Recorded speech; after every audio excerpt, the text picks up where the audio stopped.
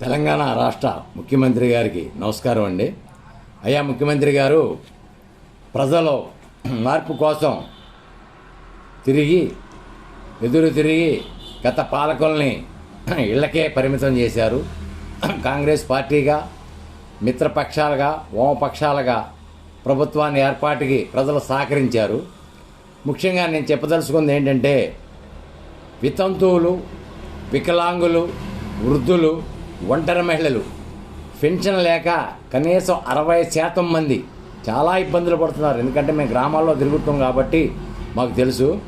తక్షణం మీరు మనం ప్రకటించిన 6 గ్యారంటీలో అమలు చేస్తారు. ఆ నమ్మకం ప్రజలకు ఉన్నది, మాకు కూడా ఉన్నది. చేయటం అనేది సాధ్యపడుద్ది అనేది లేదు. ఎందుకంటే దుబారా ఖర్చులను తగ్గించుకుంటే ఇవన్నీ చేయడానికి సాధ్యపడుద్ది. కానీ తక్షణం మీరు ఈ పెన్షన్ని రిలీజ్ చేస్తే, సరే 4,000 రూపాయలు వాగ్దానం చేశాం కాబట్టి 4,000 రూపాయల పెన్షన్ వాగ్దానం చేస్తే దానివల్ల 160 మంది ఇబ్బంది పడుతున్నారు.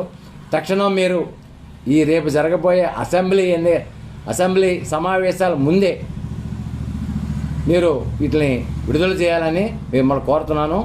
అట్లాగే ప్రజల్లో అసంతృప్తిని మనమే ప్రేరేపించకూడదు నా మనవి.